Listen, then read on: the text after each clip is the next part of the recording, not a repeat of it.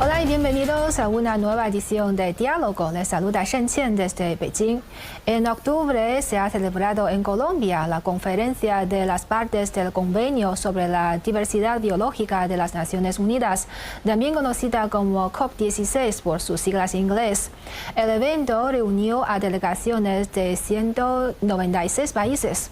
¿Cuáles son los objetivos y logros de esta conferencia? Y después de haber presidido la COP15, ¿qué esfuerzos ha realizado China durante estos últimos años en materia de protección de la biodiversidad y del medio ambiente?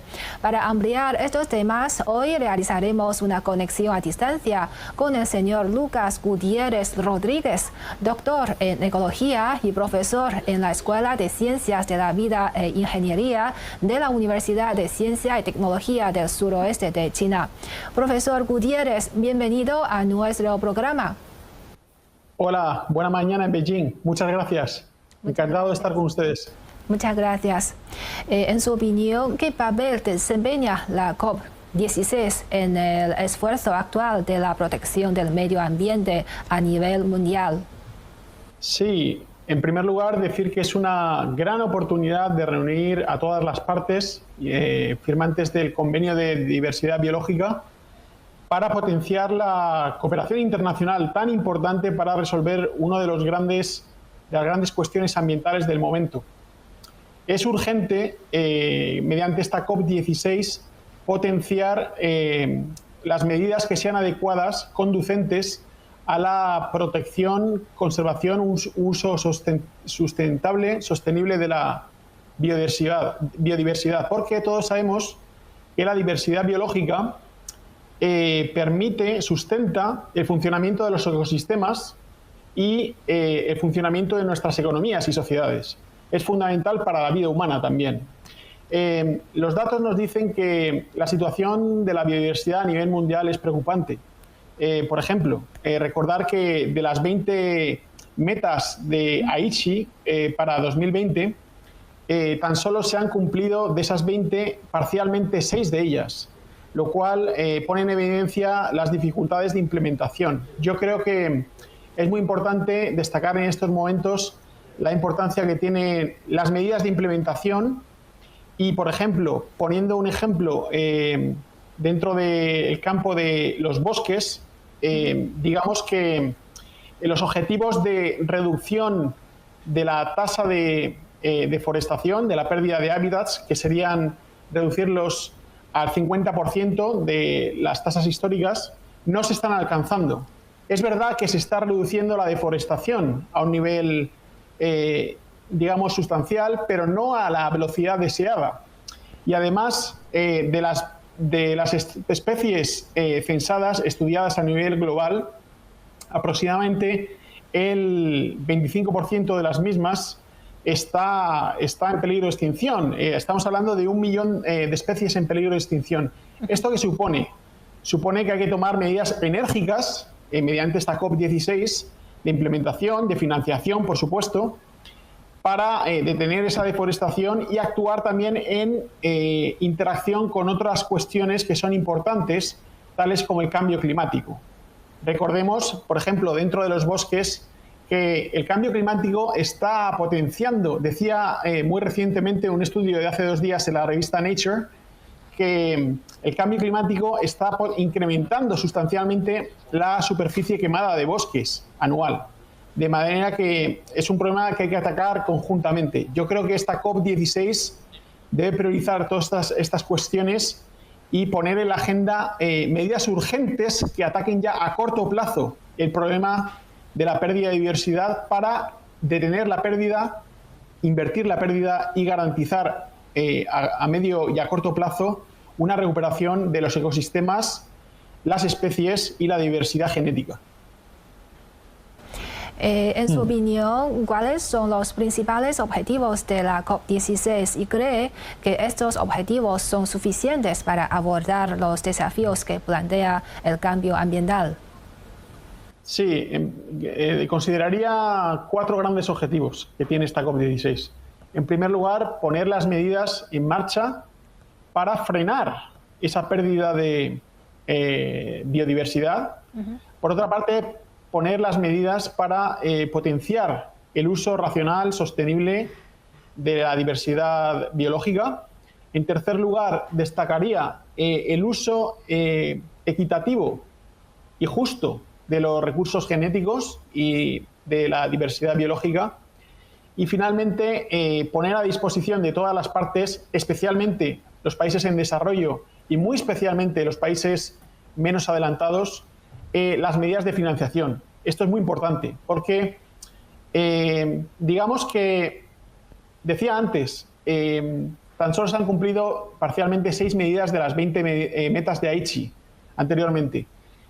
Siendo un poco relativamente optimistas, podríamos decir que nuestro conocimiento, la ciencia de la biodiversidad, está avanzando. Conocemos mejor hoy cómo funciona, en qué consiste la biodiversidad, cómo se relaciona con las funciones de los ecosistemas y cómo las funciones de los ecosistemas repercuten, contribuyen positivamente al bienestar humano. No obstante, la dificultad fundamental, y yo creo que hay que poner el énfasis de esta COP16, vendría de cara del lado de la implementación.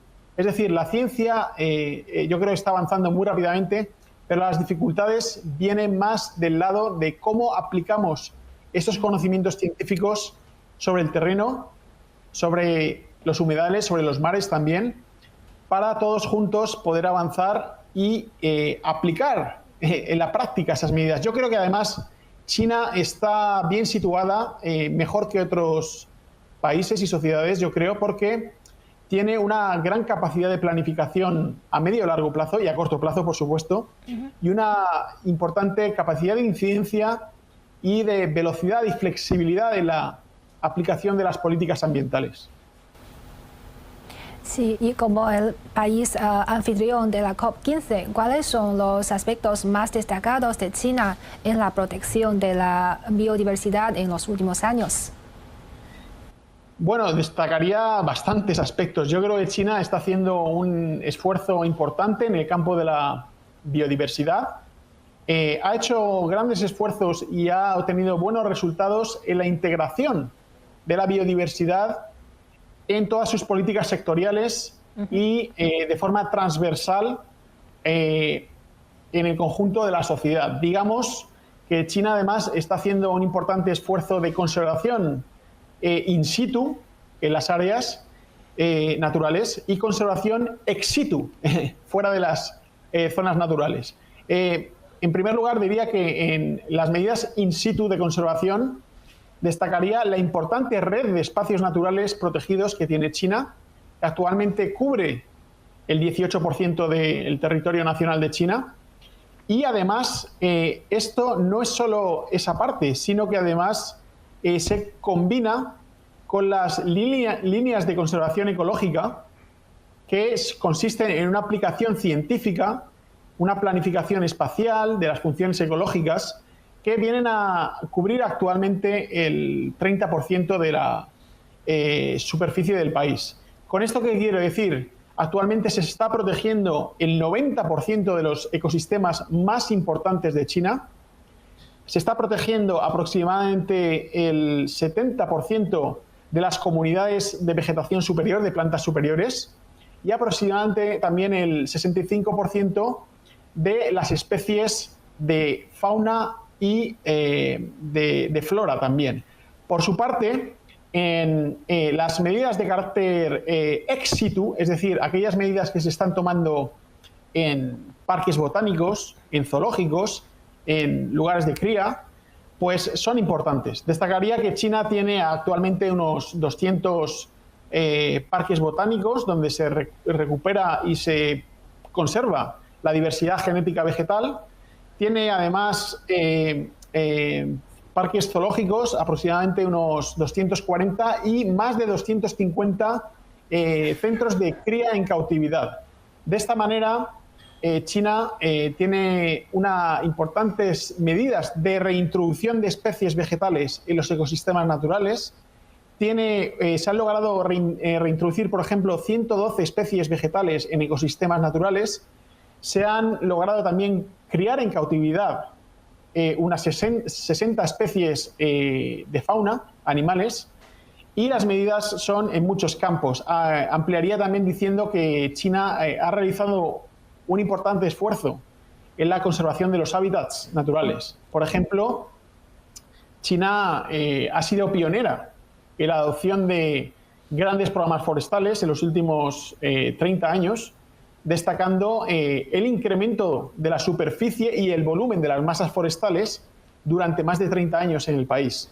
Además, China está aplicando aproximadamente, digamos, unos 51 programas de recuperación y restauración ecológica a lo largo del país, cubriendo unos 5 millones de hectáreas en el país, y son numerosas las medidas. Destacaría también la mejora de la calidad ambiental ecológica. Por ejemplo, todos sabemos que hoy en día la calidad del aire en China es buena en un 85% de las zonas urbanas. Eso repercute positivamente sobre las poblaciones que regresan también a las ciudades. Tiene una buena calidad de las aguas de los ríos, aproximadamente también un 85%, una calidad buena de las aguas marinas con un 81% y una alta recuperación de la calidad de las zonas agrícolas. En definitiva, China está aplicando muchas medidas de importancia capital en la biodiversidad, y querría mencionar también el esfuerzo que ha hecho en el plano diplomático a nivel internacional con este convenio de diversidad biológica. China fue, como usted ha dicho, tuvo la presidencia de la COP15, con también realizada en Kunming junto con Montreal, y está fortaleciendo mucho las medidas de carácter internacional y la cooperación. Yo creo que China está marcando pasos importantes y supone una guía que otros debieran, de la que otros debieran aprender. Bien, y profesor, además de lo mencionado, ¿qué otros esfuerzos ha hecho China a nivel internacional en materia de protección ambiental? ¿Puede ampliar un poco el tema? Sí, destacaría ese conocimiento científico que China está logrando recientemente en el campo medioambiental y que está poniendo a disposición de otros países, otras sociedades, mediante, por ejemplo, decía antes, las líneas de conservación ecológica. Es una herramienta muy importante de planificación espacial. Pues bien, estas líneas se están aplicando en otras zonas del mundo ahora mismo, de las que otros países aprenden de China. Porque China, con la cooperación internacional, participa a través de la Franja y la Ruta Verde en proyectos internacionales de recuperación ecológica, y eso tiene incidencia importante a nivel internacional. Destacaría además, con carácter complementario a lo que hemos dicho, las medidas en el campo de la energía que China está tomando. Es importante porque la biodiversidad no se entiende sola si no atendemos a la cuestión del cambio climático. Y China está afrontando con responsabilidad y decisión una rápida transición energética que está cometiendo. Recordemos que China en estos momentos es el primer país inversor en energías renovables del mundo, tiene la mayor potencia instalada y la mayor capacidad de producción, por ejemplo, de paneles fotovoltaicos, y además es líder en el sector de los vehículos eléctricos. Creo que China está haciendo una gran contribución, sobre todo además, sinceramente, al desarrollo de países en desarrollo. Creo que la propuesta de la Franja y la Ruta Verde es una gran propuesta que otros países acogen positivamente, y en definitivamente China apuesta por una integración de la construcción de una civilización ecológica con la Agenda 2030 de los Objetivos de Desarrollo Sostenible. China también está haciendo una rápida contribución a la Agenda 2030 en el campo medioambiental también y en el campo internacional. Sí, y según su observación, ¿cuál es la respuesta a la declaración de Kunming en la comunidad internacional?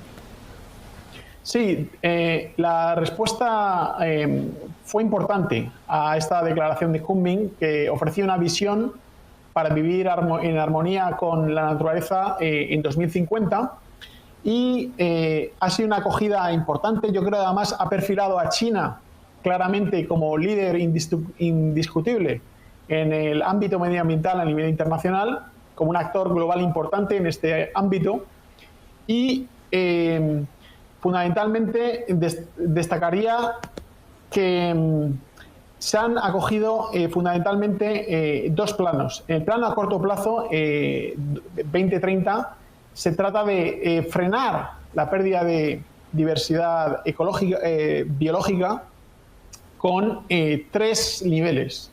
Primero, un nivel de diversidad de ecosistemas, un nivel de diversidad de especies y, en tercer lugar, un nivel de diversidad genética. Sí, en esta conferencia la Organización de Cooperación y Desarrollo para la Interconexión Global de Energía publicó Gobernanza Colaborativa entre Energía, Clima y Biodiversidad y casos prácticos de transición energética para la protección de biodiversidad. ¿Cómo evalúa usted los esfuerzos globales actuales para combatir la desertificación y la degradación de la tierra? Sí, destacaría dos niveles. En primer lugar, esa iniciativa de una transición energética global integrada con la protección de la biodiversidad me parece una iniciativa en la que China está, además, una iniciativa interesante y muy necesaria porque, como decía antes, la crisis ecológica actual se entiende mejor si atendemos de manera integrada a la cuestión de la pérdida de biodiversidad y al cambio climático, y a la manera en la que interactúan ambos procesos. Porque, recordemos, la pérdida de diversidad se correlaciona de manera fuerte con un incremento de las emisiones de gases de efecto invernadero, lo cual repercute sobre el incremento de las temperaturas también, esa pérdida de biodiversidad, y el incremento de las temperaturas y el cambio climático, que por otra parte proviene no solo de la pérdida de biodiversidad, sino mayormente también de los combustibles fósiles, tiene un efecto perjudicial sobre la biodiversidad, especialmente, por ejemplo, en zonas de islas de alta montaña, incluso en mega ecosistemas como es la Amazonía. Se está viendo cómo la Amazonía está afectada por algunos procesos de desecación, incluso, lo cual afecta negativamente a la biodiversidad. Como resultado de estos procesos se pierde diversidad biológica y eso afecta negativamente al funcionamiento normal de los ecosistemas y a las contribuciones que hacen estos ecosistemas a la vida humana y al bienestar humano. De manera que esa medida de integración de la iniciativa energética con la biodiversidad podría frenar con mayor eficacia el incremento de las temperaturas y del cambio climático, lo cual repercutiría positivamente en una desaceleración, repercutiría positivamente en frenar la pérdida de biodiversidad. Y además, entre esas medidas se incluyen medidas importantes como es una mejor localización específica de las instalaciones de nuevas energías renovables.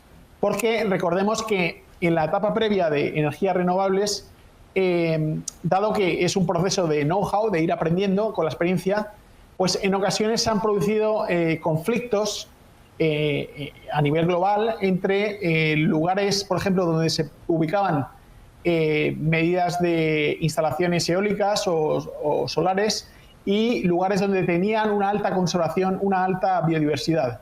Con estas medidas de corrección, medidas de mejora que plantean los impulsores de esta iniciativa global de energía, entre ellos está China, se puede optimizar mejor la localización de esas instalaciones, lo cual repercutirá positivamente en una mejor conservación de la biodiversidad. El segundo plano que usted me comentaba de recuperación de las zonas afectadas por la degradación de las tierras, destacaría en primer lugar que desgraciadamente no se ha cumplido la meta de Aichi de recuperar un 15% de las tierras afectadas por la degradación. No obstante, destacaría que hay medidas e iniciativas internacionales que se están tomando en distintos puntos del mundo, donde además China se sitúa muy bien, porque China, como decía antes, ha sido pionera en la implementación de grandes programas de restauración de tierras degradadas. Recordemos la Gran Muralla Verde, iniciada en 1979, que es un proyecto muy importante, ya con prácticamente más de 40 años que tiene ese proyecto, y combinado con los dos grandes programas de recuperación forestal a finales de los años 90 de China, que es el programa de conservación de bosques naturales, y el programa de reforestación de agricultura de laderas, han logrado poner a China en la cabeza de la recuperación forestal mundial. Esto además no solo es en China, porque China está colaborando a nivel internacional con otras regiones del mundo. Recordemos que en estos momentos en el África subsahariana y en la zona del Sahel se está tratando de aplicar una gran muralla verde en África, un gran cinturón de bosques, en la que la Academia de Ciencias de China está participando con proyectos regionales y locales. Sí, y supongo que la COP16 también enfrenta una serie de desafíos. Entonces, en su opinión, ¿cuáles son los principales desafíos que enfrenta la COP16? Sí, gracias. En primer lugar, destacaría la importancia que tiene integrar las medidas de protección de biodiversidad con las medidas de acción climática y con las medidas de desarrollo sostenible de la Agenda 2030. Esto implica que en muchos países es importante atender con urgencia a las necesidades de mejora de calidad de la población, erradicación de la pobreza. Son medidas que deben ser combinadas y armonizadas conjuntamente. En esto además China tiene una larga experiencia. China ha conseguido en muy poco tiempo el enorme logro de sacar a cientos de millones de personas de la pobreza, mejorar su calidad de vida, y está compartiendo su experiencia a través de iniciativas internacionales. Otro de los retos es la capacidad de acción a corto plazo. Los planes, las iniciativas están muy bien. Como decía, la ciencia está avanzando y conocemos mejor cómo se relaciona la biodiversidad, los ecosistemas y los beneficios que obtenemos a nivel social. Sin embargo, donde necesitamos actuar con mayor firmeza y velocidad es a nivel de implementación de las políticas concretas sobre el territorio. Creo que son unas medidas que además no se pueden postergar en el tiempo, tienen que ser aplicadas ya en estos momentos, porque 2030 está a la vuelta de la esquina, está muy cerca ya. Y otro de los retos que destacaría sería fomentar la equidad entre sociedades y el reparto justo de los recursos genéticos entre las sociedades. Creo que es importante facilitar el comercio sostenible entre distintas sociedades, teniendo en cuenta además las grandes necesidades que tienen los países menos adelantados. Y, por último, no descuidaría tampoco la atención que debe tener otro aspecto colateral, pero de gran importancia. Recordemos que en estos momentos en el planeta, dado la acción de medidas unilaterales, coercitivas, de sanciones económicas, incluso de guerras en algunos casos, eso pone en peligro la vida de las personas, pone en peligro además la biodiversidad y afecta al conjunto del bienestar humano.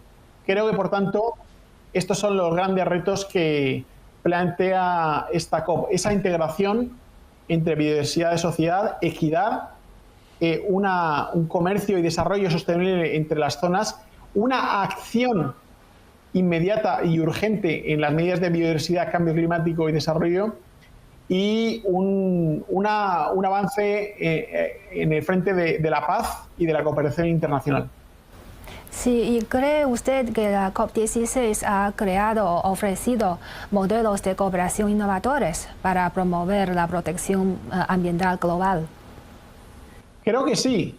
Destacaría que la COP16 plantea entre sus indicadores, por ejemplo, cuantitativos e indicadores cualitativos, que se hacen a nivel ecosistema, a nivel de diversidad entre especies y de recursos genéticos, destacaría que se plantea la cooperación a nivel regional, a nivel estatal, a nivel regional y a nivel internacional. Son 3 niveles los que se distinguen a nivel jerárquico, espacial, y además esto se combina con cooperación muy importante, sur-sur, cooperación sur-norte, y triangular la cooperación entre varios países, porque ya no solo hablamos de cooperación bilateral, estamos hablando de cooperación regional, de cooperación multipolar. Creo que además China plantea adecuadamente su defensa de la multipolaridad en el mundo actualmente, y lo hace a través de la cooperación, por ejemplo, en la Franja y la Ruta Verde, que tiene una importancia en el impulso de las medidas ambientales en el campo internacional, sobre todo, además, en los países en desarrollo. Por tanto, destacaría que sí hay medidas de innovación en la cooperación internacional y que China, además, está apoyando esas medidas. Sí, por último, queríamos saber cuáles son sus expectativas para la gobernanza ambiental global después de la COP16. Bien, en este punto destacaría que creo que es muy importante actuar sobre las causas estructurales, que están afectando a la pérdida de biodiversidad. Yo soy optimista respecto a la COP16, creo que va a suponer, y espero que suponga, una movilización muy importante de recursos económicos, fundamentalmente para crear sinergias con los países en desarrollo y países menos adelantados. China además apoya en esa dirección. Y todos sabemos actualmente que la pérdida de diversidad biológica está afectada fundamentalmente por varios factores directos, varias causas directas. Destacaría en primer lugar la pérdida de hábitats. En segundo lugar, destacaría la sobreexplotación de las especies, directa de las especies y sus poblaciones, por ejemplo, en los ecosistemas marinos y terrestres. Destacaría el tercer factor, que es el rápido calentamiento global que se está produciendo, el cambio climático. Destacaría también, por ejemplo, la contaminación, un proceso de vertido que afecta a los fertilizantes, a los plaguicidas y a los productos químicos. Y finalmente destacaría también la amenaza que suponen la erupción de especies exóticas invasoras. Estas causas directas, no obstante, tienen unas causas más profundas estructurales, que creo que es donde debemos poner la atención. Fundamentalmente son el modo de producción económico y de consumo de las sociedades a nivel global y también, por supuesto, la importancia de la demografía global. Somos ya más de 8.000 millones de personas en el mundo y de manera que quiero ser optimista, pero creo que se tienen que tomar medidas urgentes a corto plazo para, por un lado, mejorar la calidad de vida y erradicar la pobreza en estos países, sobre todo en desarrollo, lo cual generaría las sinergias necesarias también para proteger mejor la diversidad biológica. Y en este plano, China plantea unas medidas importantes de colaboración internacional y de construcción de una civilización ecológica dirigida a una comunidad de destino compartido para la humanidad. Yo creo que es una dirección adecuada y espero y deseo que esta COP16 plantee esas medidas adecuadas y sobre todo canalice la financiación hacia los países más necesitados. Sí, un futuro compartido por la humanidad. Bueno, muchas gracias al señor Gutiérrez por su análisis. Ha sido un placer. Muchas gracias por estar con ustedes. Saludos. Y así concluimos esta edición de Diálogo. Gracias por su confianza y hasta la próxima.